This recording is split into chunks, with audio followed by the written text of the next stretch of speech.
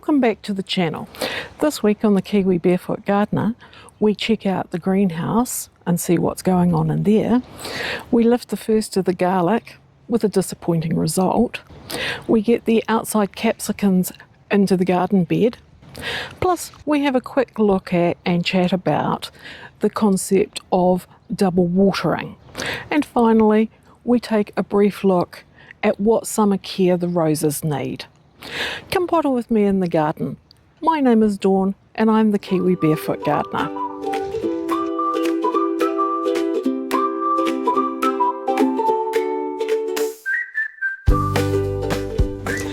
Good morning. Well, it is Tuesday the 18th, I think it is, of November.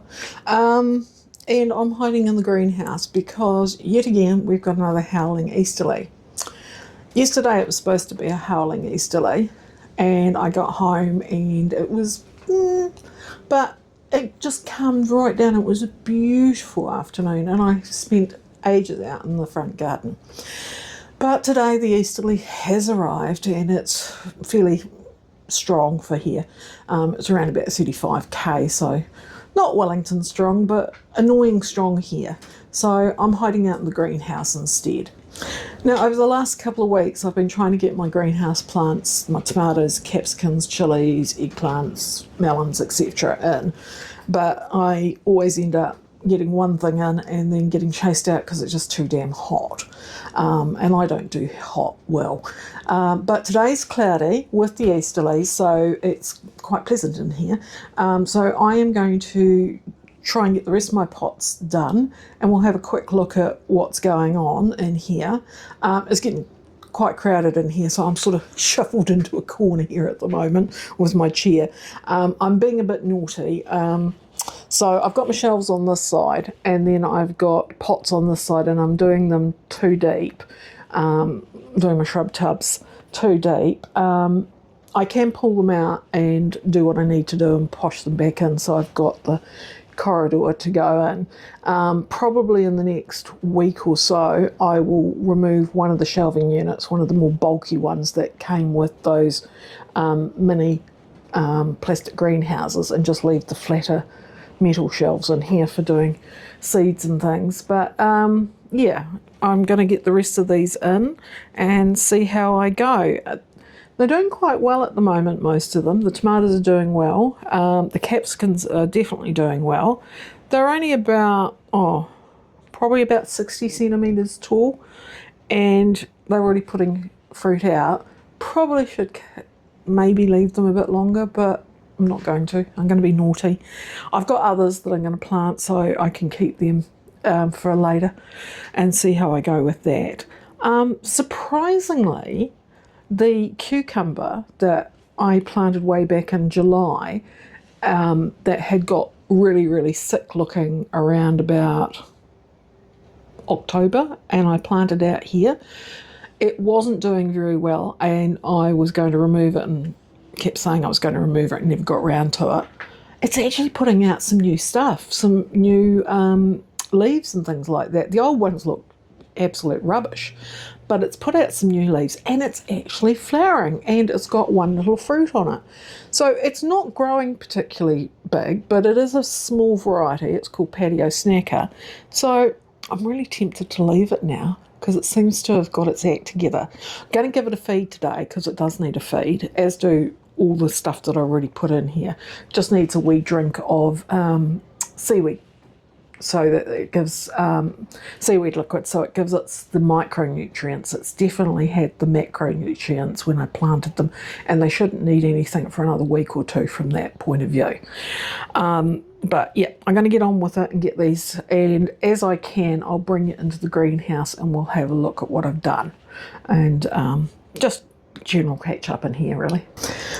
So I'm out the back. It is now Tuesday afternoon, about 2:30 I think. I've been doing a whole lot of watering and what have you, but I abandoned the greenhouse after lunch because the wind turned. It's still blustery, for a better word, but it sort of swung more northerly, so it got quite warm in there. So I've come out to do one of the other chores that I need to do this week. and that's probably lifting the garlic. The garlic's in a pretty sad condition. Rather than sort of dragging the camera down and showing you, I've taken a photo and I'll pop it up there during editing and you can have a look at it. It's badly affected by rust and blackfly. So I'm going to have a wee sneak peek at it now. I had a look at the garlic down the other end of the bed and I'm pretty sure I could see a bulb there. Now I haven't watered this for 3-4 days, maybe a bit longer, because I was thinking I might have to lift it, and it's better you lift it when it's not just being freshly watered. So yeah, I'm going to have a good look at it and see what we can find. I'll point the camera down so that you can see what I'm up to in a sec. It is a wee bit early because normally it's around the shortest day. However, I did, excuse me, I got a fly in the eye. I did plant it 6 weeks early, and this time last year, because of the rust, I harvested it around about the first, second-ish of December. And I got good bulbs, and I got good size bulbs, so I'm fairly happy that I will be okay. As I've said previously, if the garlic hasn't formed into bulbs, all I'll do is put it through the food processor and pop it into some ice cube trays that I've got that I've had forever. They were the ones that I used when the kids were small and made all their puree food and froze it into ice cubes. So I've still got them and they're going strong. And then you just freeze it, pop them out once they're frozen, making sure that you cover everything while it's in the freezer in a good wrapping of tin foil, otherwise you'll stink your freezer out. It's the same with any allium, so leeks and or onions of any sort, you need to do the same. Yeah, and then I'll just use it as frozen minced packs during the winter and summer, whenever I need it really. So yeah, let's get on to it. Right, we can see the garlic now, and you may suddenly see a cat appear because Lou's around. But let's have a look. I think you can see what I'm doing. Do one of these. I'm just going to dig around it and see what you, I mean, you can see how badly, I mean, it's dying off. The rust is just dreadful. So if I'm going to be able to salvage anything out of it, I need to get them out. Now, when you're lifting garlic, don't just pull the stem, okay? The reason you don't do that is if you damage the stem, then it actually won't cure properly, and then you'll end up with it just rotting. Now, this doesn't feel like it's much. Pretty sure that I haven't got much there, but I'm just going to have to do with what I've got. So just get your fork, just be careful not to skewer your bowl, because that's just as bad as damaging it when you lift it. Yeah, see, but that's just, it's not formed a bulb. It probably needs, because it forms its bulb in the last bit of growing, and it certainly hasn't. It's more just sort of like a large leak. Kind of sad, but it's really just not worth trying to save them. Well, I mean, I'm not sure how close I can bring that, but you can see how bad the black fly's in there. It's just not going to do. So we're just going to have to harvest what we can, salvage what we can, let it dry out a wee bit overnight, and then I'll bring it in and go from there. I don't think any of these, yeah, no, none of these are going to be spectacular. So it's just going to be minced garlic as opposed to garlic that's been cured and left on the bench for you to use and dry. But it is what it is. It's the joys of gardening. But I'm hoping maybe the containers of garlic I've done might be a bit better, mainly because they don't seem to have the black fly. They've got a wee bit of rust, but not the black fly like this. So I'm just going to keep working away at this and lay them out on the dirt for the night, and then I'll collect them in the morning and look at what I need to do. I don't think it's actually even worth curing those. I'll probably just skin them, dice them up, stick them through the blender and stick them in the freezer. I can do that now because I've got a freezer. We lost our 35-year-old freezer packed sad about 10 days ago and gave up. Oh, sorry, I've got to take this call. Sorry about that little interruption. Anyway, now that I've taken that call, I can get on with it. I've been waiting for that for a few hours now. I'm just going to lift the rest of the garlic, and once I've done that, I'll show you what I've done, and I'll go down to the other one and have a good look at that. It's not as infested with blackfly, but it is, or even as bad as the rust, so I might have a wee sneaky look at the bottom of the bulbs and see what they look like, and see if I can keep that a bit longer.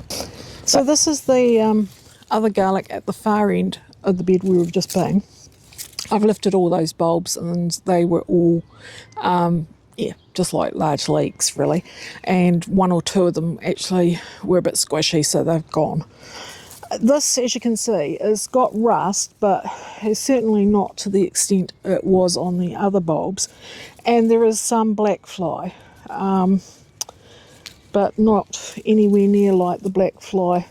I mean, it was just crawling. I mean, as I was lifting, you can see my hand's gone a yucky colour, and that's just from the squishy blackflies. Yuck. I'm not squeamish about it a lot, and squishing them's not a big problem as I grab them, but it is a yucky colour. So I'd probably leave these and see if I can get them to go a bit further, but in the meantime I'm just going to have a wee look and see what we can find as far as size is concerned. I mean, they're probably only around about the same size as the ones I've just done. These took a lot longer to actually sprout up through the ground. They got planted the same day, same time, but probably were 3-4 weeks behind before they broke ground from those ones. I think it might have been because there was stuff here and it shattered it a bit. But this week I want to try and get my pumpkins in, which go here, and that's fine that these are still here. The pumpkins will just grow around them, and I'm going to put in hopefully some sunflower. I've got about 5 sunflowers. Sorry about the hair, it's everywhere, but I do need to mulch this bed, give it some compost, which will have to be commercial compost because I'm run out, so it needs a good feed before I put that in, and I need to chuck the sunflowers outside and harden them off because they've been inside. So I need to get the stakes in as well to support them, because they will need support. They're not going to be able to tolerate the wind, even if they're nice big chunky stems. They'll just fall over in time. Right, so let's have a look and see what this one's like. Right, so I've had a sneaky peek and looked at this one here, which is one of the better sized ones, though that's not bad either. And it is actually bulbing up. So if I can leave it for another couple of weeks, hopefully I might have some bulbed garlic, which would be good, because at the moment I've got no seed garlic left because that's a write-off. So I need at least 3, maybe 4 bulbs, good sized bulbs, to be able to do that. Sorry if you can hear the alarm going off on my phone. It's because I've got the, excuse me, I'll just reach forward and dismiss that. I'm watering the strawberries, and because the timer on our hose connector literally just broke in my hands the other week. I mean, it was 7, 8, 9 years old, so yeah, it's pretty fairly solid.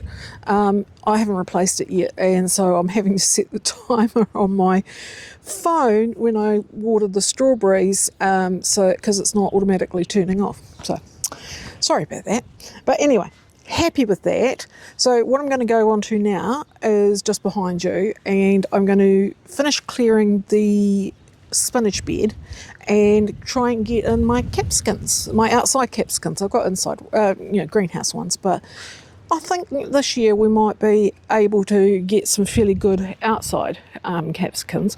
I know it sounds a lot, but I chop them all up and freeze them, and they go into casserole stews and everything like that. So it's quite handy to have them for different things. I can pop them into fritters, you name it, and they're good.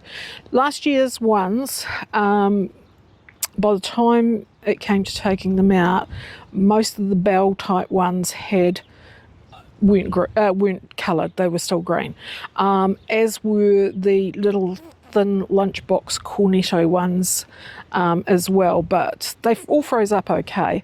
Year before, I had heaps of absolute wonderful capsicums, both in the greenhouse and out here, so aiming for that again this year.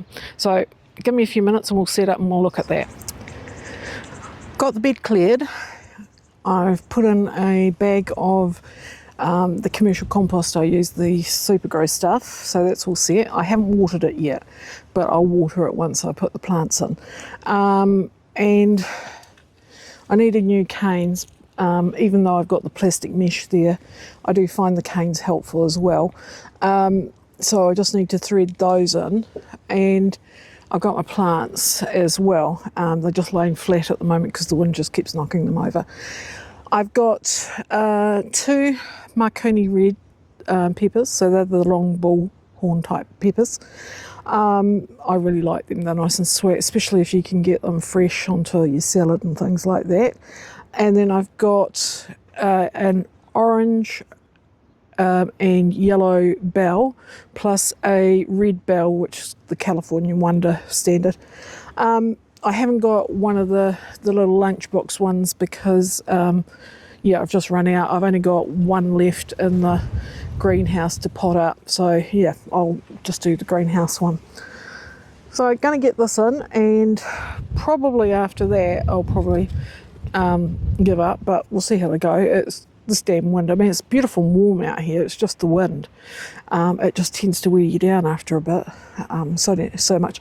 Lou's been tearing around. You may or may not have seen him flit in and out of the picture, but he's off hunting cicadas at the moment.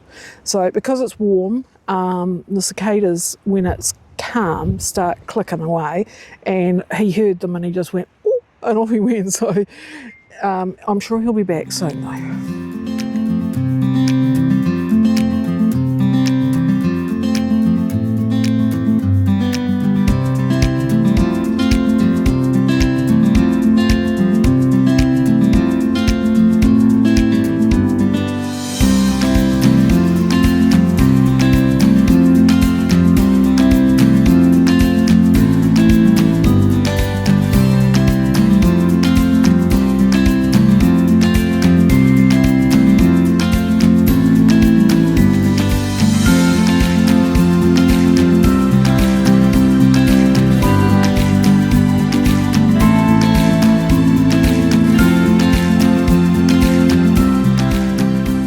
So I've had enough of that one. I'm going in a minute, but I have all 5 capsicums in.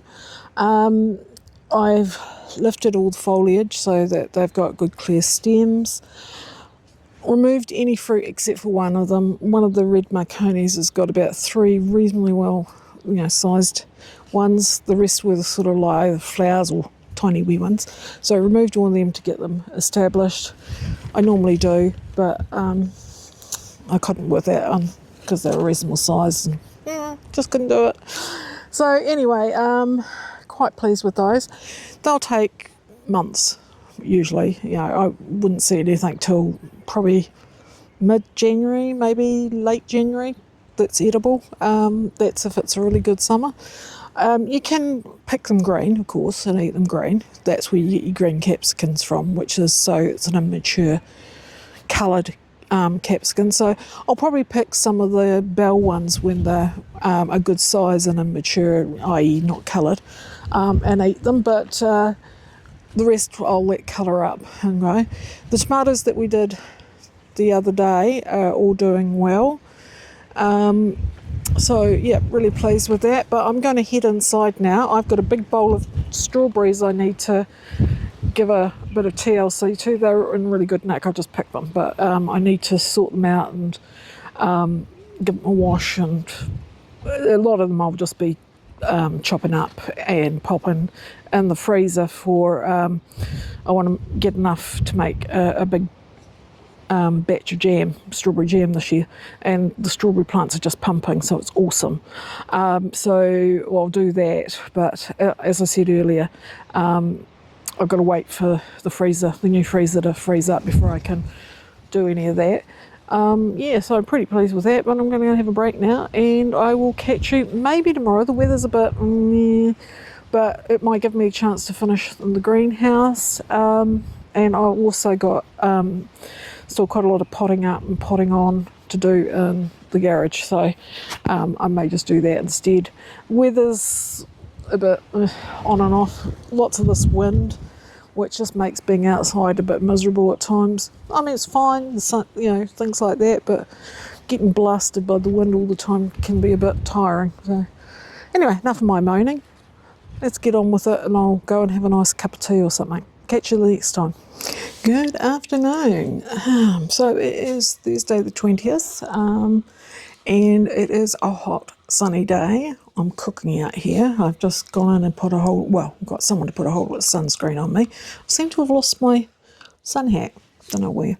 I swear it's got legs on its own. But anyway, enough of me. What I was just going to quickly do today, because I'm out doing it at the moment, is watering. But I wanted to talk to you about watering, and about I'm not going to say the best way, but it's the way that I have found the best. Plus, there's a lot of other people who talk about this, and that's the double watering method.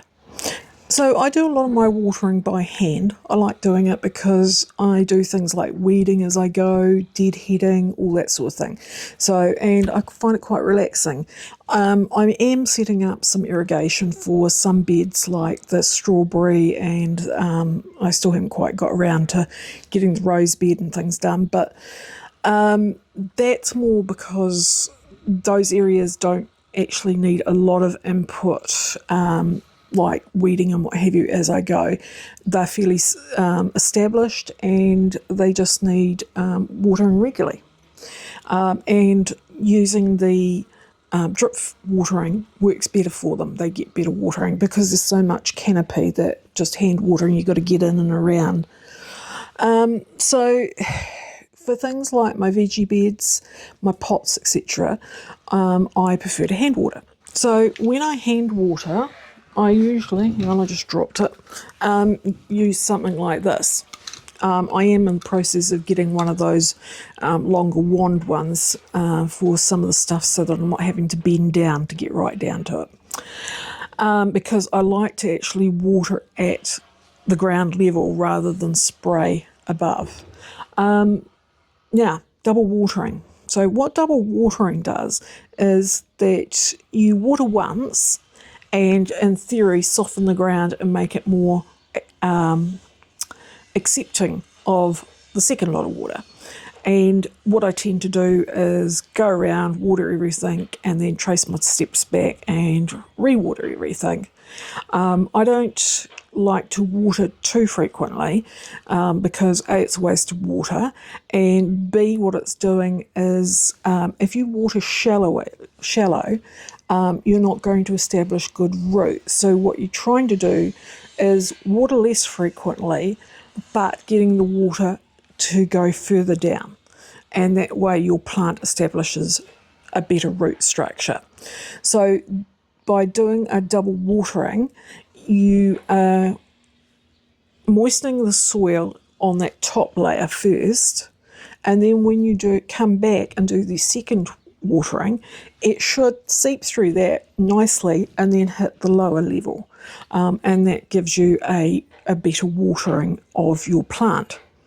So I'm just going to have a look at these pots that I've got here. At the moment I've got 3 tomatoes and this pear tree thing, and I've got some pots over there as well. I'm just in the process of setting up some new pots as well, but these need a drink. They had a drink not yesterday, the day before, and one of them, they've all got sauces this year. I'm being good. Hubby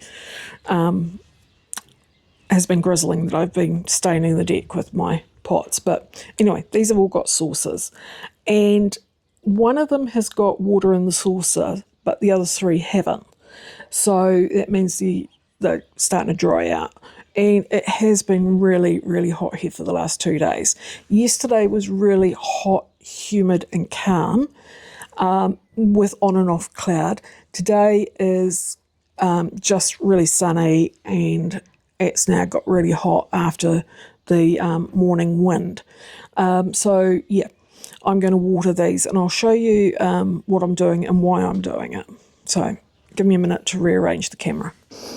Right, you're not going to see me during this, but I just wanted to show you the plants. Now, one of the reasons why I like, as I said, watering by hand is that I can go in and check the plants. Now, see, this plant here has started to put out some side shoots.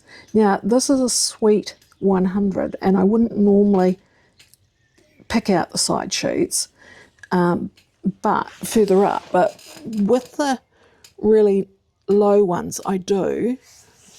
And I also take off the lower, sorry if I'm in your way, the lower leaves so that there's no splash, and it has the plant develop, so I do that.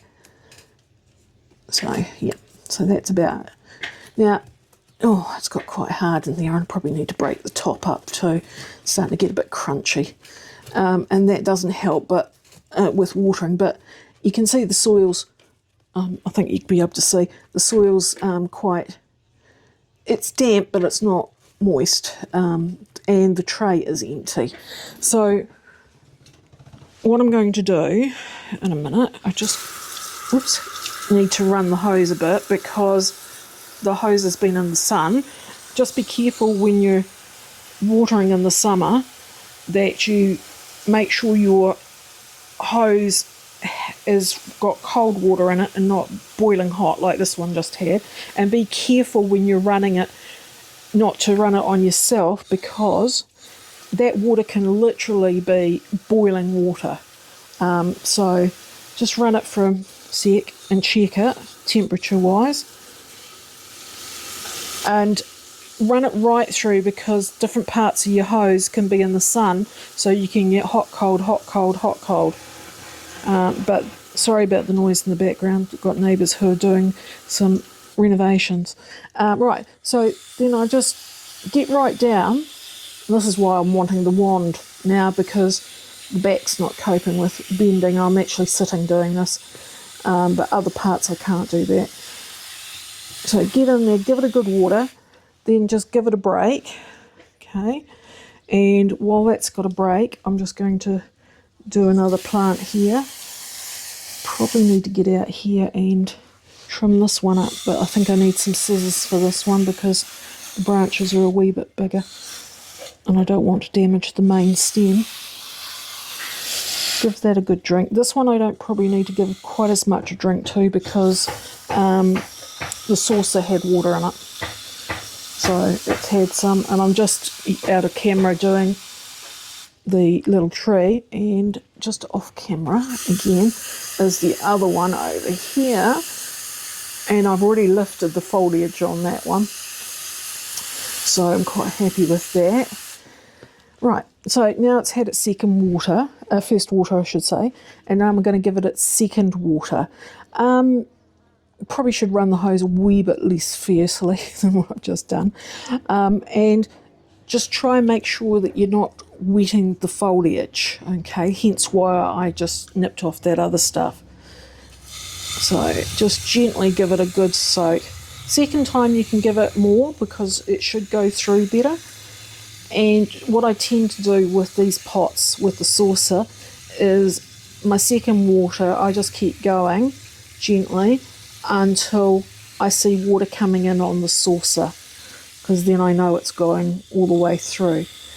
The other thing about doing two waterings like this, the double watering system, is that it should saturate all the soil equally, and then you won't get it where you do your watering and all the water's just running literally down the sides of your pot. And then you wonder why your plant is dying or wilting, even though you know you've watered it. It's just because the soil becomes a solid hydrophobic block. Right, that water's just going through there. So yeah, pretty pleased with that. It doesn't need a feed this time. Probably need a liquid feed over the weekend. It's about due for one. So yeah, so that's a quick thing on watering pots in the summer. Don't water the foliage because it can cause the foliage to burn. I know some people say that they hold sun on through water on the foliage is a load of rot, but it does actually burn it.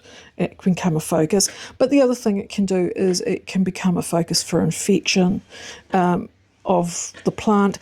And by lifting your foliage, you're less likely to splash from the soil onto the foliage to cause other diseases. So anyway, I'm going to go back in the cool at the moment, and I will catch up with you probably, I don't know, I'll see how it goes. I'd like to get a lot more done out here and talk to you about it, but it just depends on whether the sun is too fierce or not, or if it clouds over again. But I'll catch you again soon.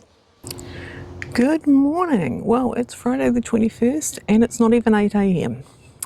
I'm up bright and early because it's going to be a hot day, and I thought I'd get out and get the watering done. But as I was doing it, I was thinking, I know what I need to show you guys. The roses. So these were the roses that I pruned back when we went through in one of the early vlogs. And this is what they look like at the moment. I'll do a proper shot of them in a bit. And the lavenders, they're all looking amazing. I'm just got to the point now that I need to remove or do some summer care. So what I need to do is remove all the soft suckers, and these are the ones that are usually pale in colour, pale leaves compared to the dark green leaves that are here, and also usually shoot up or out at weird angles. Don't often have flowers on them, they're just literally growth that's gone nuts. So I need to do that. I'm just getting to the point where I might need to start doing some deadheading, and I usually do that once a week. Yesterday, before it got too hot around the front, I was deadheading the Rambler Rose and got so far up and then had to give up. Plus I'm running out of space in my green bin. I put all my rose cuttings directly in the green bin because it's prickly, and in the compost they don't break down that well. My green bin's full of other stuff that I've been clearing out, stuff that it's got seed heads and things like that. So yeah, it was fairly full. But I've got my trusty black wheelbarrow behind me, which I absolutely hate as a wheelbarrow, but it is great. It's great extra storage for when I have to do things like this and haven't got the space, or I use the sacks out of that I got compost in, but at the moment the black barrow's there. The reason why I dislike the black barrow is because it's too big for me. It's probably great for many people, but it's just too big and unwieldy for me to move easily around the garden. Plus it's got tyres that you pump up, and it always goes flat, and I've got a flat tyre at the moment, so it'll just be a storage thing for a bit. So what I'm going to do quickly is just show you some of these big suckers that I'm going to remove. I'm literally just out watering at the moment, enjoying the cool of the day, but I thought this was a good time to show you because they need to be done, so I need to get them off so it's easier to show you before I forget. Right, so you're not going to be able to see me because I want to get it close in here, but this is a soft sucker. As you can see, it's taking off. It's actually taking off from the rose behind me, not this rose. And you can see how pale the leaves are compared to the leaves on here, and I'm hoping that the camera's picking that up. Okay, it's very soft wood, and there's no flowers at the end of the stem. So this just needs to come out. Now, Some people are a bit worried about pruning roses in the summer. Roses are hardy. They're really hard to kill, though I am trying to kill one in the front at the moment, but that's because it's being buried by a carnation that I keep cutting back, but keeps creeping over it and cutting it out. So I'm just going to reach through to the base in a minute and get this out. So just give me a sec, I'll grab my cutters. So just my cutters, they've been cleaned, and you may or may not see me here at the moment, but I've just got to reach right down to the base of this and get that out. There we go. And so see how long it's got? It's huge. And that's what happens with them. They're just growths that just go a bit crazy. And while these leaves are darker, you can see the immature leaves are very pale, so they're quite easy to see. No flowers starting along it, so it's just not going to do anything except for sap the goodness out of the plant, which isn't what we want ultimately. So I'll just cut that up and put it into the black bin in a minute. One of the other things that needs doing during summer to keep your plant healthy but also looking good is deadheading. Now this rose here flower is almost over, and there's lots and lots of other flowers around it, so I don't want to take the whole thing off there. So I just need to just nip in there and clip that off like that. And that's it, done. So that's just deadheading, really simple. It can be a bit time consuming. Sometimes I'll get a bit carried away just to save myself, because I usually only do it once a week. And a flower that's almost over, I'll take off too, because it's not going to get any better. So, and of course then I can see if I can find one. There's those that are absolutely over.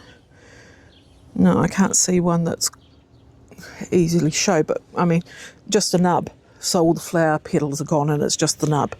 So they can come off as well. So at this point, I'm just going to continue taking out the soft suckers, do a wee bit of deadheading, though I might come back to this later because I want to get the rest of my watering done before it's too hot. And I'm thinking maybe next week I'm going to do a section or a segment on lavenders, the different types of lavenders and lavender care during the summer, because after they're flowered at different points for different varieties, you need to do the cutback. So we'll talk about that next week, I think. I have only English lavenders, but I have had other types of lavenders in the past, so we can go through all those. This particular lavender that I've got along this border is called Loddon Blue, Lodden Blue, and I got it from a lavender nursery, just a wee boutique place that a gentleman was running out North Canterbury, and it is amazing. The smell is gorgeous and these flowers are absolutely amazing, and I'll often cut them and dry them, and I get so many I just give them away. But yeah, they're awesome. Right, I'm off to finish my watering, and I'll catch up with you maybe later today because there's a couple of other things that I need to try and get done today.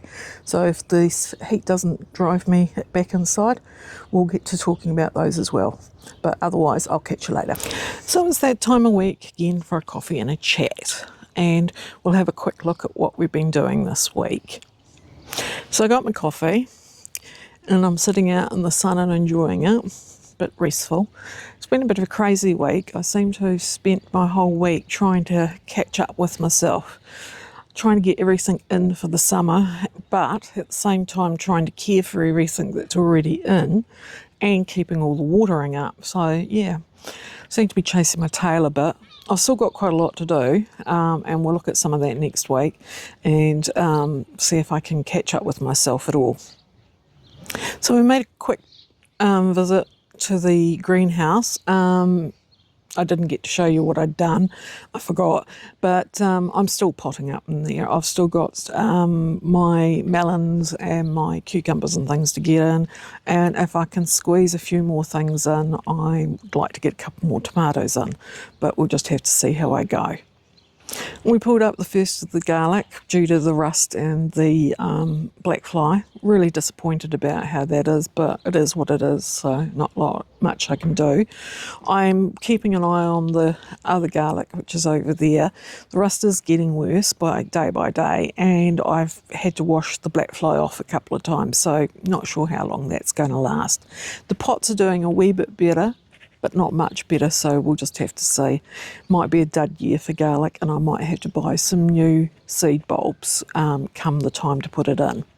Happy about the capsicums. They're doing really well. I can see them over there.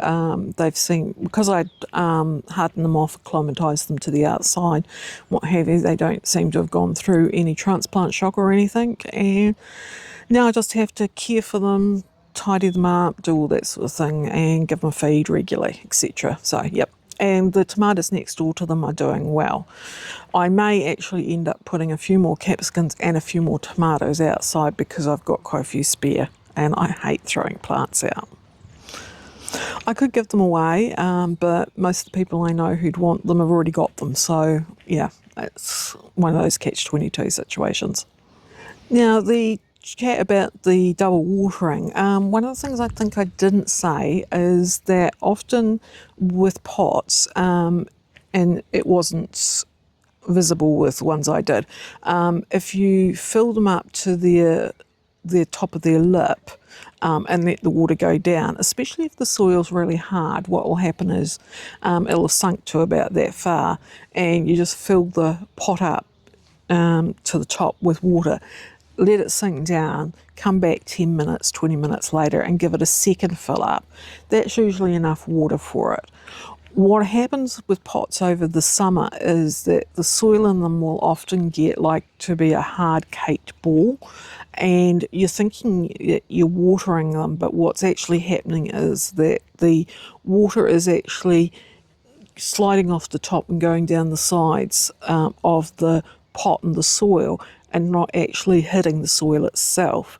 And you start to wonder why your plant's starting to look really sad, because it's not actually getting the water, it's just sliding off the top, what have you. And that's when the pots get, the soil in the pots get very hydrophobic, caked hard with the sun and things. So you need to try and keep your watering up to prevent that, and that's why I was adding the zeolite stuff to try and help prevent that when I was doing my pots. With the summer rose care, one thing I didn't talk about was spraying. Now, I don't spray my roses usually. Maybe I'll do them in spring if I get a really, really bad infestation of green fly things, but this year they did get a bad thing, but I didn't actually have any spray, and by the time we got around to even looking at getting some, they'd gone. I assumed that the ladybugs and things like that had got them, because that's what normally happens, is that the bugs show up, the bad bugs, and then a week or two later the good bugs show up, and now because they've got food to eat, then they clean them up and you're away laughing. But yeah, if it's really bad, you might want to. I try and avoid it. I try and avoid spraying anything at any time, but I will if it's really bad and it's really affecting the plants. The other thing about the summer care is that the plants need, the roses need feeding, and I usually feed them after their first flush, and then I'll get a second flush. So I'll just keep deadheading each week, and then when they've done their first flush, I'll trim anything back that's dead, dying, disease, that sort of thing, give them a good feed, and I'll get a second flush out of them. Now, to date, I haven't heard back from the two people that won the giveaways, so I'll put the names down in the description this week, and with the email that they need to hit. So I'd love for them to get their giveaways. The other thing I'd like to do is thank everyone that's subscribed today. You're brilliant, you really are. It makes my day. However, I am sort of stuck on 991 at the moment, which is kind of a weird number. So it would be amazing if you could, if you haven't already, subscribe or share with your family and friends and see if they want to subscribe. Just get me over that magic 1,000 number. That would be awesome. But as much as it's nice sitting here and enjoying the sun, I need to get on with things.